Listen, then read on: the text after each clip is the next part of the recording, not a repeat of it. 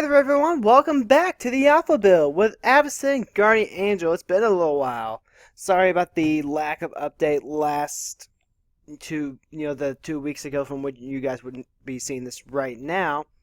It was Game Fair Origins that was consuming so much of my time. My store, the Card Academy in Brownsburg, Ohio, which is a fantastic store. You should come check us out at some point.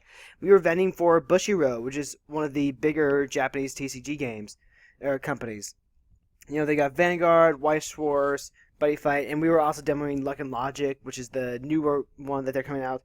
So that actually just took a lot of time. It was a lot of fun, though, and I'm really happy that I got a chance to, work at that booth, work for the store, looking for the store, meeting people, all that great stuff.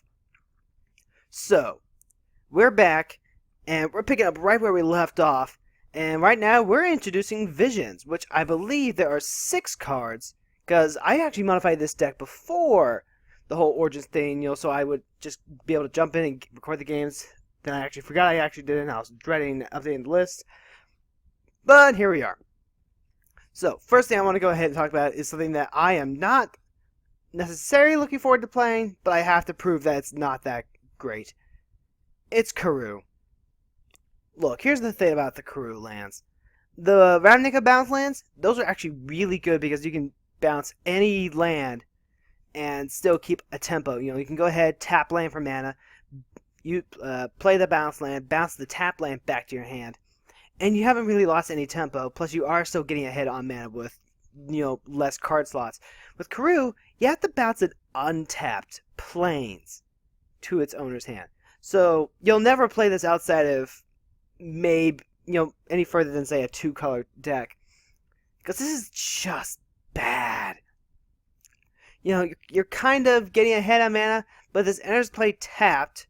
So let's say on turn 2, we go turn 1 we go plains, turn 2 we bounce that plains back to our hand to play Karoo. Yeah, we're getting ahead on mana, but we lose a lot of tempo because if we wanted to play like a Soul Ring that turn to go into something else or just anything, it's a really bad tempo loss. Once you start coming up with more plays later. I'm willing to give it a chance, though. I'm willing to try some of the cards that, we don't think are that great, because it's not like we have a lot to work with to begin with. So we are going to be trying Karoo. Now, looking at the other ones, here's a big one that we get from Visions. And this is a mono-white staple. There's no reason that you shouldn't be playing it if you have a copy. Tithe. Search your library for a Plains card. If target opponent controls more lands than you may search your library for an additional Plains card.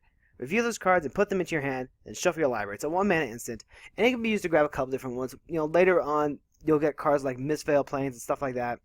Stuff that happens to just have a Plains subtype. And the great thing about this is that you can grab shock lands and dual lands and awesome stuff like that, and even the battle lands, Battle for Zendikar lands. And it's a nice small way to just get a little bit of card advantage because it's replacing itself. And it's grabbing an additional one if you're behind on lands, which we're mono white, so we're frequently going to be behind on lands. Very nice little tech play. Make sure that we hit our land drops. It's not land tax, but it's a nice little one to get. And again, it's something that you can play in multicolor decks because it just searches for lands, not basic land. Just not basic planes. The other one, let's see, next card up the list, we have Righteous Aura, which is a 2-mana enchantment. Pay a white and pay 2 life. The next time a source of your choice would deal damage to you, prevent that damage. It's a little like a circle protection, only a little more versatile. The life, obviously we wouldn't choose to pay life if we could avoid it, but it's a much more versatile circle protection. And the fact that I could get basically any source. This is going to work against Eldrazi, this is going to work against artifact creatures. So in my mind, that actually does help it quite a bit. Again, wouldn't like to pay the 2 life, and it requires white mana, so we can't just sandbag a mana rock or whatever against it. But I think that this is just cheap enough that it'll work out just fine. So, one of the things that we were able to take out was the Nevinyrral's Disc, and this is the reason why. Nevinyrral's Disc would come into play, tapped, and it could potentially get blown up. I don't like having Wraths sit on board. If it was something like a Soul Snare, then I can be fine with Rattlesnake cards. With the Nevinyrral's Disc, though, no. And we have too many artifacts and enchantments that are important to our game plan to really... It hurts us just as much as it clears off everyone else's. What we really need are the clear off creatures, and one of the best ways to do that is with the Retribution of the Meek. It's a 3-mana sorcery. Destroy all creatures with power 4 or greater. They can't be regenerated. So for 1 less mana, we have our second Wrath of God. And I think that's a very big upgrade to the Neverwhelm's Disc. It cuts down on our 4 slot. It means that we have our Wrath as we play it, right when we need it. And we don't have to just sit on it or hope for a turn that we live, or lose it to a naturalize or something like that. There's something to be said about being able to get Nev's Disc back with the Archaeologist. But this is actually just more powerful, I think. We have enough ways to deal with artifacts, with our disenchants and our divine offerings and stuff like that, that just having, creature removal and being able to keep our artifacts helps make the Wrath effect more one-sided, helps us keep up with everyone else. I like it quite a bit, and this is actually a very powerful card. I thought it might have been reprinted more recently, but I guess not. Oh, well, that's actually fine. Sisay's Ring is the next one. So this is part of why we got to take out Basalt Monolith, is the Sisay's Ring. I was talking, before, in previous installations, how important it's going to be to get from that, that 2-step to that 4-step.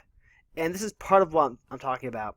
4 mana, it's going to help us get to that magical 7 mana turn, because we can go ahead and play this on turn 4, or even turn 3 if we have one of the stones out. And it's going to help us get Avacyn out and be able to keep up mana for her first ability, which I really like. And like Sisay said, I'm not really one for pretty things, but this is pretty useful. It's 4 mana for 2 mana generation, so it's not the best. Thran Dynamo is actually just a lot better, but we don't have Thran Dynamo yet, so this will be a fine substitution until then. But we do have 2 much more exciting things. I was pretty happy to have the Tithe. That's a very good staple effect. But in terms of just splashiness and power, Miraculous Recovery was actually in Visions. We have the dual deck art here, just because I like this better. This is actually the first place where I found it. And I've sung its praises on the podcast before, too. It's a 5-mana instant. Return target creature card from your graveyard to the battlefield. Put a +1/+1 count on it. Instant speed, reanimation, and in white, we have some stuff that we would like to get back. We've got like the Pearl Dragon, the Personal Incarnation. We can use it as an instant speed trick for Veteran Bodyguard if we really needed to. Right now the creatures are kind of sparse and in between. I'm not going to deny that. But we at least have a way to get back the ones that we do care about. So this is going to be very nice, and I hope this sticks around for quite a while. Now, we do have one more thing, and it's one of those things that we do want to include with the Miraculous Recovery. Get back with the Miraculous Recovery. Archangel. That's right, Archangel was in Visions. Right here we have the Avacyn Restored art, which put it at uncommon. Originally, Archangel was a rare until this point. And I'm okay with this. Actually, this is my favorite art for Archangel. I have a foil Russian one. Yeah, I've got a foil Russian one that actually looks beautiful. The Russian language, it's not the Germanic influence that Innistrad is supposed to have, but for kind of a holy language, it actually looks really beautiful, I think. Or at least it looks like a holy language, kind of. That makes sense? No. But the Archangel is just a 5/5 flying vigilance. It's basically a souped-up Sarah Angel, and I'm okay with that.